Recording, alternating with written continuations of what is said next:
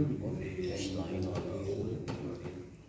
أشهد أن لا إله إلا الله وحده لا شريك له وأشهد أن محمدا عبده ورسوله ولا نبي بعده. اللهم صل وسلم على نبينا محمد سيد الأولين والآخرين سيد الناس أجمعين المبعوث رحمة للعالمين وعلى آله وصحبه ومن سار على نهجه إلى يوم الدين. أما بعد.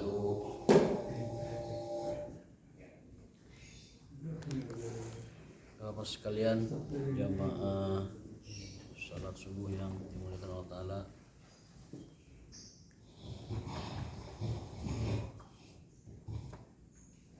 baterainya kini mas ya.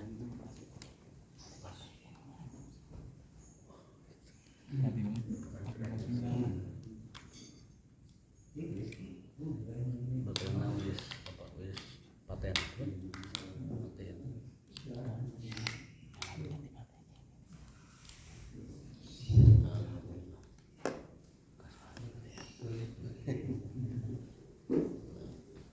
Alhamdulillah di pagi hari ini dengan hidayah dan taufik Allah Subhanahu wa taala kita masih berikan kehidupan, kesehatan dan keluasan rezeki dari Allah Subhanahu wa taala. Mudah-mudahan hal ini tetap Allah pertahankan untuk kita semua amin ya rabbal alamin, bahkan ditambahkan, ditingkatkan dan semakin diberikan keberkahannya amin ya rabbal alamin. Tak lupa juga kita panjatkan doa kepada Allah Ta'ala untuk teman-teman, mungkin kerabat, saudara, orang tua, terlebih khusus ya yang sedang dalam kondisi tidak sehat. Ini banyak sekarang yang lagi tidak sehat musim-musim seperti ini. Kemarin saja anak saya, istri juga sama itu hareeng Sundanya hareeng ya. Pas mau berangkat itu gimana, udah mendingan, udah sehat, udah sehat, makannya sudah bagus dan baru bisa berangkat. Kalau makannya belum bagus tandanya masih sakit. Tapi pemirsa piring mentung saya baru sehat tandanya itu kan untuk damang terus saya piring sehat ya, alhamdulillah ya. Dan ibu juga lagi kurang sehat, ibu saya, mudah-mudahan Allah SWT menyembuhkan, mengembalikan dalam kondisi kesehatan seperti sedia kala. Wa ala hadza syifa natlubu minallahi wa nas'alullahi ta'ala bi karamihi wa rahmatihi wa judihi bi barakati umbil Qur'anil Fatihah. Bismillahirrahmanirrahim. Alhamdulillahirabbil alamin.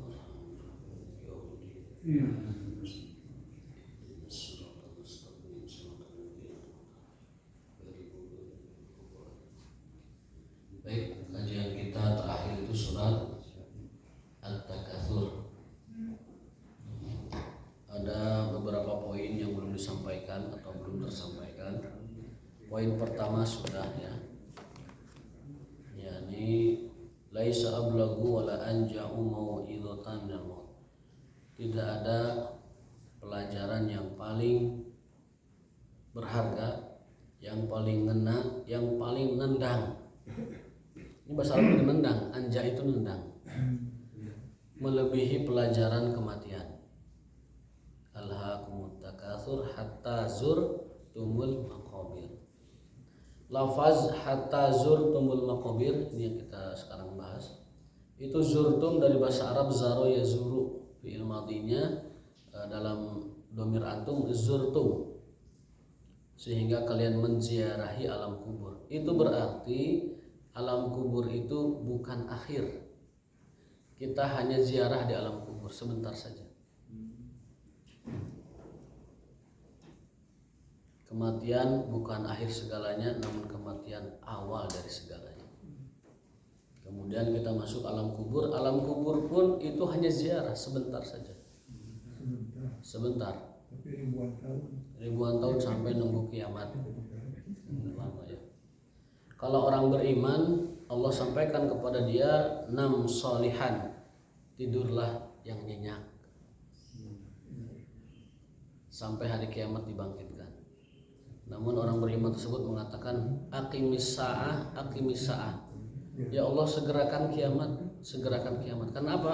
Karena orang beriman ini sudah tidak tahan lagi ingin berjumpa dengan kekasih-kekasihnya. Terutama dengan Rasulullah SAW dan juga orang-orang beriman di kalangan keluarganya. Ingin segera ketemu dengan sanak kerabatnya, ayahnya, ibunya, kakek neneknya, anaknya, saudara-saudaranya. Jadi orang beriman meskipun kata Allah diperintahkan 6 solihan, tidurlah yang nyenyak, tetapi mereka meminta kepada Allah aqimis sa'ah, aqimis sa'ah. Ya Allah segerakan kiamat, saya sudah tidak tahan, kangen sono pendak sareng kula wargi sadayana para orang-orang yang dikasihi dicintai. Orang kafir pun sama, berdoanya itu aqimis sa'ah, aqimis sa'ah. Karena apa? Karena dia sudah tidak tahan lagi dengan siksa kubur. Sugan terus dihisab terus di padang mahsyar mah ayalah keringanan seketika. Sudah tidak tahan. Pengen segerakan kiamat karena tidak tahan lagi menanggung menahan siksa kubur. Kata Rasul, kuburan itu panas, pengap, sempit, gelap. Bumi itu direkatkan gitu. Jadi kecepet, panas lagi gerah, kemudian gelap. Nah, itu kuburan orang yang kafir dan fasik, munafik, fasik.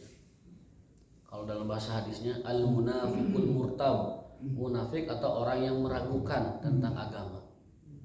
Amal kafiru al-murtabu, adapun orang kafir dan orang yang ragu dengan kebenaran agama, dan itu tentunya berefek kepada amal-amalnya masing-masing. Itu mereka akan tidak bisa menjawab soalan kubur atau pertanyaan kubur, lalu mereka dipukul oleh malaikat, kemudian kuburannya disempitkan, panas dan gelap. Nauzubillah.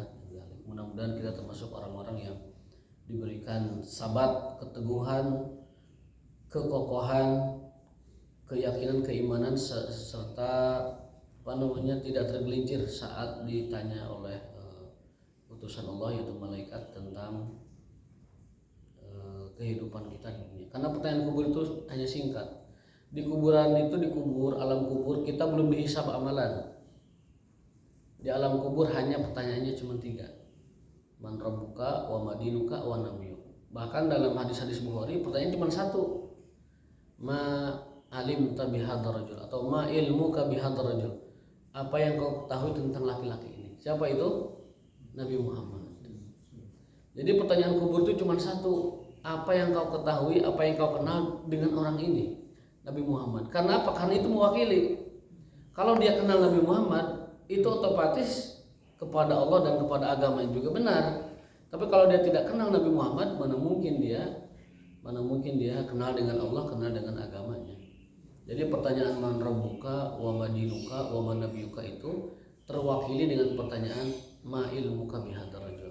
Apa yang kau kenal dengan pemuda ini, laki-laki ini, Rasulullah sallallahu alaihi wasallam. Apalkan ciri-cirinya, apalkan rayana, apalkan kemudian ikuti sunnahnya ya. Dalam hadis itu disebutkan amal mukmin, adapun orang beriman dia akan mengatakan huwa Muhammadun. Tak jawabannya tak gitu. Huwa Muhammadun Abdullahi wa rasuluh, hambamu dan juga rasulmu. Aman nabihi wa taba'nahu, kami beriman kepadanya dan mengikuti syariatnya. Itu jawaban orang yang sukses lulus tes kubur. Di tes kubur teh ujian lisan, teh jawabannya. Terus dibocorkan jawaban apa? Kisi-kisi, bukan kisi-kisi malah jawaban itu. Jawaban alam kubur terus didugikeun ku Nabi dina hadis Sahih Bukhari. Siapa dia Muhammad? Kita menjawabnya Abdullahi wa rasuluh, aman nabihi wa taba'na. Dia adalah hambamu dan utusanmu, kami beriman dan kami mengikutinya. Udah lulus, langsung di VIP kalau udah begitu. Kalau jawaban seperti itu VIP. Kalau jawabannya orang kafir, orang munafik nggak begitu. Jawabannya apa? La adri. Aku tidak tahu. Dalam hadis lain bentuknya bukan fi'il mudhari tapi fi'il madhi. Ma daraitu wala talaitu. Saya tidak tahu dan tidak pernah mendengar tentang dia.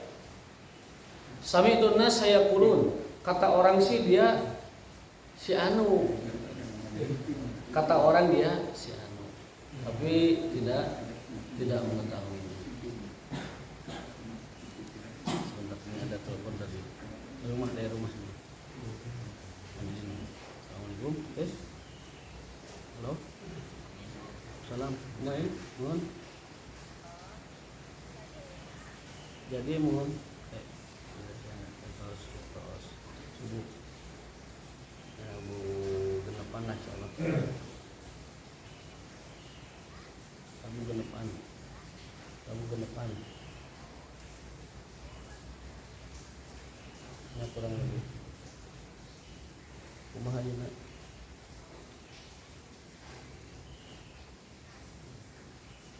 Oh, ini kayak suami terus kali punya. Jadi telepon deh. Oh, ini kan kuningan. Oh, ini atau jadi kontak dia. Nuhun.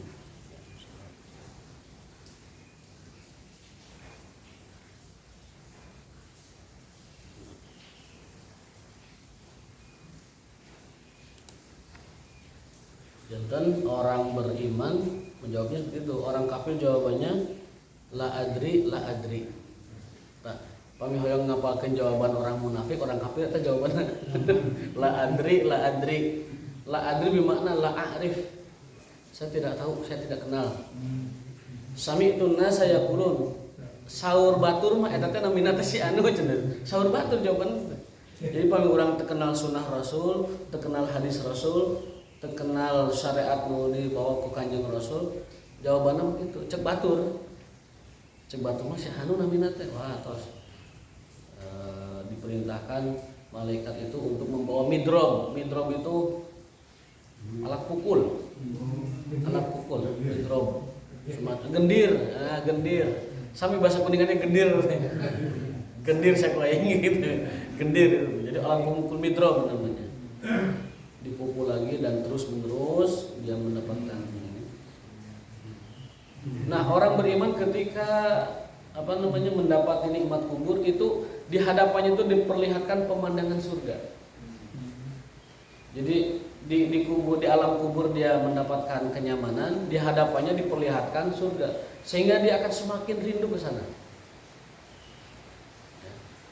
Adapun orang kafir ketika disiksa itu di hadapannya pemandangan neraka sudah ditampakkan. Jadi tambah soak deui, jadi keur disiksa, disoakeun deui, wah dipuh. Itu kondisi. Makanya kata Rasul, tidak ada pelajaran yang lebih berharga dan lebih tendang, lebih mengena kecuali kematian. Pelajaran kedua, yang bagi lil abdi an yuksira minas sholihat fa innaha madmunatun baqiyah. Hendaknya seorang hamba memperbanyak amalan-amalan soleh dan kebaikan. Kenapa? Dalam sebuah ayat disebutkan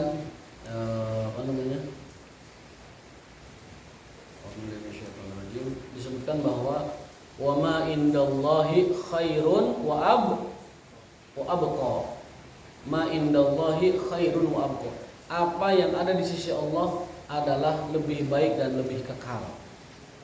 Artinya kalau kita menyimpan kebaikan, amal soleh kepada Allah, maka itu akan kekal dan itu lebih baik bagi kita. Dijamin. Di sini madmunain, itu jaminan Allah Subhanahu wa taala bahwa amal soleh yang dilakukan oleh seorang hamba itu madmunatun baqiyah, dijamin dan kekal abadi. Adapun harta, keturunan, jabatan dan sebagainya, fa innaha ghairu madmunain wa ghairu baqiyain. Itu tidak abadi dan tidak menjamin kita selamat di akhirat. Pelajaran ketiga, ilmu yakin. Nah, keyakinan itu ada tingkatannya, Pak. Anu kahiji ilmu yakin. Anu kedua naik ke atas levelnya ainul yakin. Anu katilu hakul yakin. surat At-Takasur menceritakan itu, menjelaskan itu. Kalau sekarang ada yang menginformasikan, Pak, di Mekah itu ada Ka'bah, kita kan yakin. Nah, derajat yakinnya seberapa? Disebut apa itu namanya? Hakul yakin belum melihat, belum mendengar, belum meraba. Ilmu yakin. Kalau ada orang memberitahu, TV memberitahu, radio memberitahu, jemaah haji memberitahu semuanya bahwa di Mekah ada Ka'bah, itu kita yakin. Tapi derajat yakinnya masih ilmu yakin. Di Mekah ada Ka'bah. Pami atos berangkat ke Mekah, tos ningali Ka'bah, ningali langsung melihat, itu derajatnya sudah naik yang kedua, ainul yakin. Kanggo anu parantos ibadah haji alhamdulillah, atas umroh alhamdulillah, terus berangkat ke tanah suci, berarti derajat mereka tentang Ka'bah itu ainul yakin. Ainul yakin. Lalu anu katilu anu tos nyepeng Ka'bah atau nabi ngecup Hajar Aswad atau nabi meraih Ka'bah, maka bagi mereka itu sudah hakul yakin. Patrosan abdi ayeuna, urang ka pasangan urang istri tos hakul yakin atau nembe ilmu yakin. Da asa nama ilmu yakin can terang jero-jeroana, perasaanna, kebatinana, chemistrina, kecenderungan segala macamnya tek-tek bagi tentang istri kita sepertinya belum ilmu yakin. Paling-paling muka dua orangnya ainul yakin. Tentang Islam, apakah kita baru ilmu yakin, kita meyakini dengan ilmu kita, atau sudah hakul yakin, atau ainul yakin, atau sudah hakul yakin? Nah, itu juga pertanyaan. Tentang iman kepada akhirat, tentang wujudullah, keberadaan Allah, apakah ilmu yakin atau ainul yakin atau sudah hakul yakin? Nah, itu terpulang kepada diri kita masing-masing. Derajat keyakinan kita itu bertahap dan berjenjangnya seperti itu. Ada yang baru ilmu yakin, ada yang ainul yakin, yang kedua, yang ketiga yang paling tinggi hakul yakin. Rasulullah SAW kepada Allah sudah hakul yakin karena beliau sudah berjumpa dengan Allah waktu kapan? Peristiwa Isra Mi'raj. Rasulullah ketemu dengan Allah, berbicara, bercakap dengan Allah. Namun melihat tidaknya, ulama berselisih pendapat. Aisyah mengatakan tidak melihat langsung, akan tetapi terhalang oleh nurun aroha, cahaya yang Allah perlihatkan kepada beliau. Jadi berbicara tetapi terhalang cahaya. Dalam keterangan lain, Rasulullah SAW bertemu, bercakap dan melihatnya langsung. Ala kulli hal, riwayat-riwayat tersebut ada dan kita meyakini bahwa Rasulullah SAW bertemu dengan Allah Subhanahu wa Ta'ala. Berarti beliau sudah hakul yakin.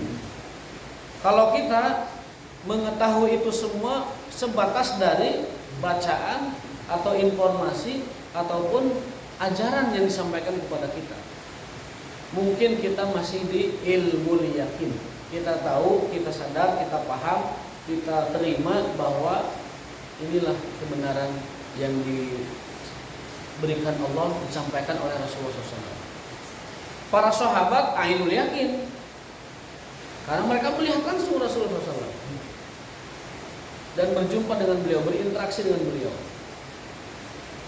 Nah, maka dari itu, itulah derajat keyakinan yang ada dalam Al-Quran. Ilmu yakin tasma'u bi syai' wa la tarahu. Ilmu yakin itu kita mendengar kalau kita belum melihatnya. Anu ta acan haji, ta acan umroh, itu baru ilmu yakin. Tos nguping aya Ka'bah di Mekah tapi can melihatnya. Sudah tahu di Mekah itu ada Masjidil Haram tapi belum pernah melihatnya. Itu ilmu yakin. Wa ainul yakin tara syai'a bi nafsika. Adapun ainul yakin maka kita sudah melihatnya langsung. Rasulullah belum pernah kita lihat. Maka keyakinan kita itu adalah ilmu yakin. Para sahabat karena melihat Rasulullah sudah ainul yakin. Dan puncak dari segala keyakinan adalah hakul yakin. Makanya kalau kita berbicara itu jangan sembarangan juga. Anak mah hakul yakin, manehna pokoknya naon. Enggak boleh itu. Hakul yakin itu sudah benar-benar panca indera sudah ngena semua. Tapi kalau hanya sebatas mendengar, itu kita punya ilmu yakin.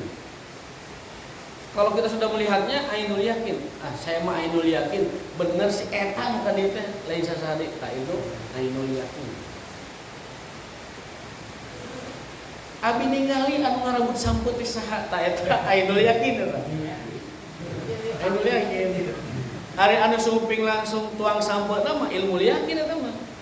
Oh ieu teh aya nu ngarambutna si A si B si C anu masak eta ilmu yakin. Tapi pami urang ningali nu ngarambutna saha eta tos akul yakin. Maaf, ainul yakin. Pami tos sadayana urang nu ngalaman baru itu ilmu hakul yakin. Jadi bab sampo mah ki epen tos hakul yakin. Dan nu ngarambutna anu meulahana anu ngeulna nu ngajieusna kana kawali. Nu nyobiana tos hakul yakin. Ilmu ke epen kana sampo mah tos hakul yakin. Ada abi mah kamari da langsung tuang ilmu yakin masih. Anu ningali hungkul eta ainul yakin. Ningali melihat dan mendengar itu ainul yakin. Mendengar hungkul ilmu yakin, tapi kalau sudah melihat, mendengar, merasakan itu sudah hakul yakin. Maka berbahagialah yang ikut ngarambut sampul ya. Itu ilustrasi yang sederhana lah. Yang keempat, pelajaran keempat, minan naimil ladzi nas'alu anhu yaumal qiyamah al-amnu was-sihhatu wat-ta'am wasyarab. Di ayat terakhir itu latus alun mana? Ayat yang terakhirnya anin naim itu ayat terakhirnya. Gimana itunya? Summa latus alunna yauma idzin anin naim. Dan kemudian kalian benar-benar akan dipertanyakan, dimintai pertanggungjawaban suatu hari nanti yauma idzin anin naim, tentang naim. Apa itu naim? Naim adalah satu nikmatul amni, nikmat keamanan. Diterjemah mual ayat, tapi dina tafsir ayat. Yang namanya naim itu satu nikmat merasa aman. Itu nikmat pertama. Yang kedua nikmatus sihah, nikmat kesehatan. Itu akan dipertanggungjawabkan. Sehat teh kapungkur, sehat ka mana wae, jag-jag waringkas, awak gobrong dilaseun ka mana wae. Nah eta awak dipake we gapleh, dipake we nguseup, dipake we ngabeca, hayu ngaduk-duk terus di dunia. Apakah untuk beribadah kepada Allah? Kesehatan kita akan dipertanyakan. Sehat kita untuk apa? Jag-jag waringkas kita untuk apa? Mata bisa melihat kan sehat untuk apa? Telinga untuk apa? Akal, otak masih sehat untuk apa? Dari nu sakit mah tas uzur, sudah Allah berikan keringanan, berikan pembebasan dari beban-beban syariat. Kalau memang sudah inderanya atau fisiknya tidak berfungsi, tapi yang berfungsi, yang masih berfungsi, yang sehat itu di setiap kesehatannya dipertanggungjawabkan. Inna sam'a wal basara wal fuada kullun ulaika kana anhu mas'ula. Dipertanyakan. Lidah yang masih sehat dipertanyakan. Apa setiap kata yang keluar dari lidahnya. Tapi kalau sudah tidak bisa bicara lain lagi. Kalau masih bisa bicara masih sehat. Yang kedua nikmatus sihah. Yang ketiga nikmatut ta'am. Nikmat makan itu juga akan dipertanyakan. Makanan yang masuknya ke dalam diri kita halal tidak, syubhat tidak. Kalaupun jenisnya halal, caranya halal tidak memperolehnya. Caranya halal, sifatnya halal tidak. Halal sifat, halal cara, halal bendanya. zat, sifat, cara itu harus halal tiga-tiganya. Ada orang yang makanannya halal tapi cara memperolehnya tidak halal. Ada makanannya halal, mie ayam, bakso, awu segala macam, tapi ternyata caranya haram, dari mengambil riba kepada orang ya. Makannya makan halal di rumah makan di restoran tapi caranya tidak halal, uangnya dari korupsi, ya, itu tidak halal. Uangnya halal, makanannya halal tapi sifatnya tidak halal, mengandung najis atau mengandung hal yang tidak syar'i, tidak patut, tidak pantas, itu juga termasuk hal yang merusak kehalalan. Al-Quran membahasakannya dengan kulu mimma razaqnakum halalan thayyiban, halal dan baik. Tidak cukup halal tapi baik. Saya pernah diajak ngobrol sama orang yang sering makan di restoran punten, restoran Chinese ya. Tulisannya makan halal, oke, halal makanannya. Tapi apakah sudah memastikan si kawali sarang totokerna itu kan bekas masak apa kan dia nggak tahu. Sementara ada larangan kalau benda itu biasa digunakan untuk masak apa, jangan digunakan untuk yang halal. Meskipun sudah dicuci barang itu, tapi jangan dipakai memasak yang halal. Jadi kawalina misah sudah pasti belum, ya kan? Cotokerna misah sudah pasti belum. Ya. Jadi itu kehati-hatian kita. Kalau kita masak di tempat orang yang tidak sekonsep kehalalan makanannya, cari warung makan yang muslim saja. Karena khawatir kawali bekas masak orang lain itu dipakai untuk masak kita. Meskipun sudah dicuci, tetap yang dipakai untuk masak A tidak boleh digunakan untuk masak B. Yang halal dan yang haram. Kecuali yang A-nya halal semua, itu boleh. Seperti di rumah kita, kan kita biasanya halal semua. Tempe, tempe apa halal namanya. Kemudian daging-dagingan, ayam halal semua. Sehingga kita tidak khawatir memasak yang lain. Tapi kalau di tempat itu biasa masak makanan yang haram, walaupun dicuci dipakai yang halal, tidak boleh. Kehati-hatian. Mungkin ada apa sesuatu ya. Baik, karena hujan kita maknanya juga bisa maksimal. Faedah yang kelima, masih pendengar Pak? Masih? Pak Kuping? Masih ya. Anu kalimah alhaakumut takatsur lam yadkur al-mutakatsir. Di ayat pertama Allah tidak menyebut siapa itu al-mutakatsir, siapa yang takasur, tidak disebutkan. Ini mengandung arti bahwa al-mutakatsir atau al-takasur itu siapa saja bisa terjadi, kapanpun bisa terjadi, orangnya siapapun kapanpun bisa terjadi, tidak dibatasi oleh siapapun itu. Ini dalam tafsir As-Sa'di. Yang keenam, tadi sudah saya sampaikan pelajarannya, bahwa ke alam kubur kita hanya ziarah sebentar Pak ke alam kubur. Itu pun ribuan tahun bagi yang sudah meninggal, dari ribuan tahun. Kabayang ayeuna Qabil bin Adam, itu orang yang pertama kali mencontohkan pembunuhan. Dia menanggung dosa jariah di setiap orang membunuh. Qabil bin Adam alaihissalam, dia orang yang menanggung dosa pembunuhan dari manusia pertama dibunuh sampai nanti hari kiamat. Man qatala nafsan faka'annama qatala an-nasa jami'an. Orang yang membunuh satu jiwa, maka dia seperti membunuh seluruh manusia. Artinya jariah dosanya itu nyambung.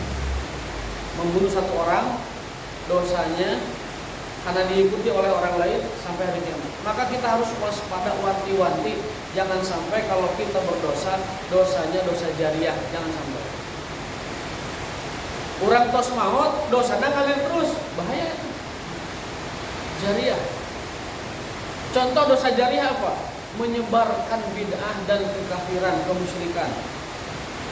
Itu taubatnya itu harus mendatangi tempat dia sebelumnya mendakwakan kebid'ahan itu. dia bicara lagi di situ, menerangkan bahwa yang dia sampaikan dulu itu adalah sesat atau salah. Itu taubatnya orang yang mengajak kepada kebatilan. Jadi misalkan hari ini dia mengajak kepada kebatilan apa, maka taubatnya itu dia harus kembali ke tempat itu dan menyampaikan yang benarnya bagaimana. Maka para penyeru, para pengajak, para orang-orang yang menyampaikan kepada khalayak ramai, kalau salah jadi viral diikuti orang lain, itu dia memikul beban dosa jariah yang terus menerus. Artis juga sama, dia mencontohkan suatu kemaksiatan, diikuti banyak orang. Misalkan artis di televisi bukan murid ciuman, lalu banyak anak-anak muda mengikuti gaya itu, gaya pacaran semacam itu. Dia menanggung dosa seluruh orang yang mengikutinya. Makanya dosa-dosa public figure maka luar biasa. Apabila diikuti orang, dia menanggung beban dosa ratusan juta orang yang mengikutinya. Man sanna sunnatan sayyi'atan fa alaihi wizruha. Barang siapa yang mengikuti sunnah sayyi'ah, tradisi buruk yang diciptakan oleh seseorang, maka dia menerima dosanya tanpa mengurangi dosa dia terhadapnya. Pun sebaliknya, man sanna sunnatan hasanatan, barang siapa yang memulai tradisi baik, sunnah yang baik, hasanatan, falahu ajruha, dia mendapatkan pahalanya, wa ajru man amila biha, dan pahala dari orang-orang yang mengikutinya. Makanya public figure, alim ulama, pejabat, artis dan lain sebagainya, kalau contoh baiknya diikuti orang, dia mendapat ratusan juta lipatan pahala dari pengikut-pengikutnya. Sebaliknya, kalau dia mencontohkan keburukan diikuti oleh banyak orang, maka dia menerima beban dosa dari seluruh orang yang mengikutinya. Alhamdulillah min. Makanya saya kadang menyampaikan mulai dosa, dosa sorangan di kamar tutup kunci kan, ulah yang hafal. Lain nganjurkan, tapi ieu mah leuheung-leuheung lah gitu. Mending mun ek mabok sok meuli mabok di kamar kunci kan. Itu pun ya tetap dosa, tidak ada yang kita. Cuman dosanya satu saja. Tapi kalau diikuti orang melihat segala macam, itu berbahaya. Dia akan menanggung dosa jariah orang-orang terdahulu. Mataknya menyampaikan ilmu itu jangan sampai yang batil. Hati-hati itu. Para ustaz, para ulama, para kiai, para ajengan atau siapapun, jangan sampai terlontar ke umat ungkapan atau pengetahuan yang batil. Orang mengikutinya sampai hari kiamat masih ada yang mengikutinya, dia tertimpa beban dosa kesalahan dari orang-orang yang mengikutinya. Makanya jadi masyarakat umum pangraos-raos nah, yang masyarakat umum pangraos-raosnya. Jantan ustaz, jantan ulama ataupun kiai pang berat-berat, maka dihisab lagi di akhirnya pangheulan eta mah. Kiai mah pangheulan digudrut ka neraka teh. Aya hadisna saha nu tilu orang pertama kali diseret ke neraka itu, satu qurra, para pembaca Quran. Yang kedua yang diseret pertama kali itu para alim, orang-orang berilmu. Yang ketiga yang pertama kali diseret ke neraka adalah al-mujahidun, orang-orang yang berjihad. Itu hadisnya masyhur, hadis sahih dan sering diulang-ulang oleh para ustaz. Yang pertama para qurra, pembaca Quran, diseret pertama kali ke neraka. Ditanya, tahu nggak kamu ke neraka? Saya nggak tahu. Kamu itu membaca Quran dulu karena tidak ikhlas. Sehingga apa? Sehingga yang kamu dapatkan balasan duniawi dan sudah kamu dapatkan. Ingin dikenal sebagai alim dengan Quran, ingin disebut qari, ingin disebut qurra, ingin disebut ahli dalam Quran, ingin disebut hafid, ingin disebut alim bitafsir dan seterusnya. Maka waqad qila, dan kamu sudah mendapatkannya, kata Allah Ta'ala. Lalu orang alim juga sama. Saya ikhlas berilmu karena Engkau ya Allah. Tapi Allah membantahnya, tidak. Kamu menuntut ilmu dan kamu berilmu untuk dikenal orang-orang bahwa kamu berilmu. Dan yang kedua, kamu berilmu untuk menyaingi orang-orang ilmu, orang-orang ahli ilmu yang sebenarnya.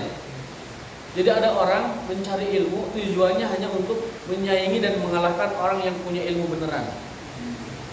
Itu kata Allah, kamu sudah dapat balasannya, dan sekarang aku berikan balasan kamu, yaitu diseret ke neraka. Dan yang terakhir orang mujahid. Ketika ditanya, dia menjawab, aku berjihad semata karenamu ya Allah. Kata Allah, bal kadzabta, kamu dusta. Kamu berjihad bukan untukku, tapi kamu berjihad untuk disebut sebagai pahlawan. Jadi kalau kita berjuang, berjihad, ingin disebut pahlawan, ingin dikenal sebagai pahlawan, itu tidak ikhlas jihadnya. Maka Allah akan membantah kita, kadzabta, kamu berdusta. Kamu berjuang, kamu berjihad, ngusir penjajah, ngusir Walanda, ingin disebut pahlawan. Maka kalau kita berjihad, berjuang, gugur di medan perang, niatkan dalam hati, ya Allah, ini untuk menegakkan agama. Karena definisi jihad hanya satu. Definisi jihad hanya satu. Apa itu? Li'ila'i kalimatillah, meninggikan kalimat Allah. Itu definisi jihad satu-satunya. Menegakkan, meninggikan kalimat Allah. Dan itu masuk kalimat Allah itu banyak. Kalimat Allah itu apa termasuk? Menegakkan keadilan, menegakkan kebenaran, memperjuangkan hak yang dijajah oleh bangsa lain, kemudian mengusir penjajah dari bumi kaum muslimin, kemudian mempertahankan kemerdekaan dan lain sebagainya. Itu semua masuk dalam ruang lingkup li'ila'i kalimatillah. Karena sahabat itu bertanya, ya Rasulullah, di antara kita ada yang berjuang dengan semangat kesukuannya. Di antara kita ada yang berjuang sampai gugur dengan semangat nasionalismenya. Di antara kita ada yang berjuang sampai gugur dengan semangat patriotismenya. Ada yang berjuang semangat sampai gugur karena keberaniannya, karena segala macamnya. Kata Rasulullah apa? Yang jihad itu dari mereka semua itu adalah man yujahid atau man jahada li'ila'i kalimatillah. Dari semua yang tadi disebutkan tadi, yang oleh Rasul disebut pejuang, mujahid adalah yang niat dalam hatinya menegakkan, meninggikan kalimat Allah Subhanahu wa ta'ala. Jadi ini menjadi bekal kita, kalaupun kita mau berjuang, mau berjihad, ini tidak boleh lepas dari hati kita. Li'ila'i kalimatillah. Li'ila'i kalimatillah, meninggikan kalimat Allah. Kalau tidak ada unsur itunya, tidak ada niat ke situnya, maka dia mungkin pahlawan tapi bukan mujahid. Mungkin pahlawan tapi bukan mujahid. Yang kita inginkan, kita mujahid dan kita pahlawan.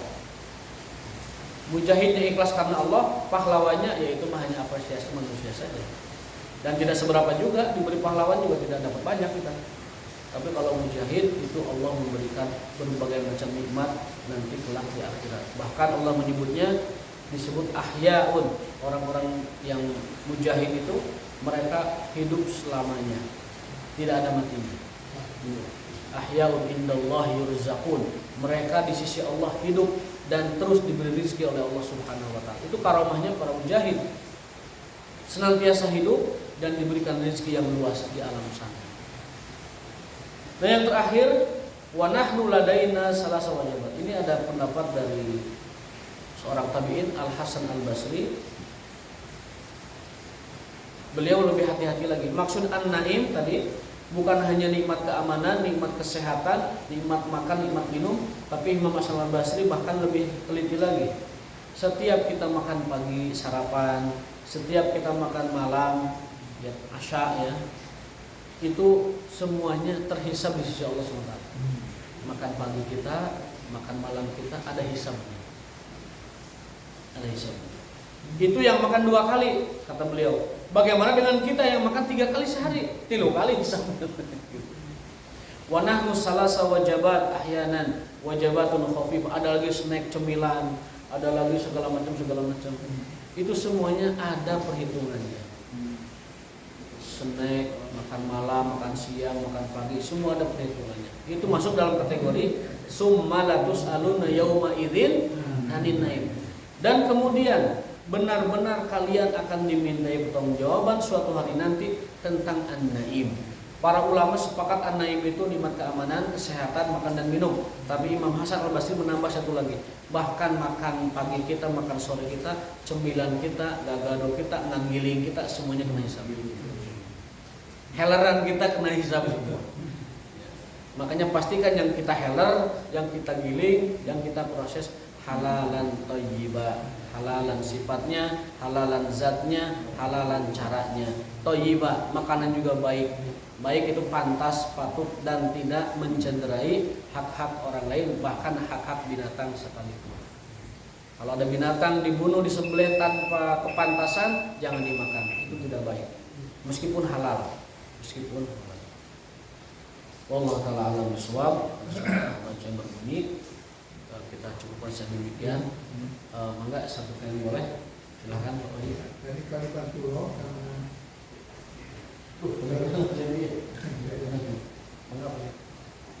kalimat pulau sama kalimat thayyibah itu maksudnya gimana? Kalimat thayyibah itu zikir. Zikir. Termasuk kalimat pulau. Kalimatullah. Zikir itu termasuk kalimat pulau. Kalimatullah itu agama Allah. Dalam hadis tadi Ya. itu agama Allah. Jihad adalah perjuangan li'ila'i kalimatillah. Jihad adalah perjuangan meninggikan kalimat Allah. Artinya agama Allah. Cakupan agama Allah itu kan luas. Ya. Keadilan itu agama Allah. Menciptakan keamanan agama Allah. Menciptakan kesejahteraan itu agama Allah dan lain sebagainya. Maka dalam kitab Fathul Mu'in, kitab pesantren ini, kitab klasik, jihad itu ada 4.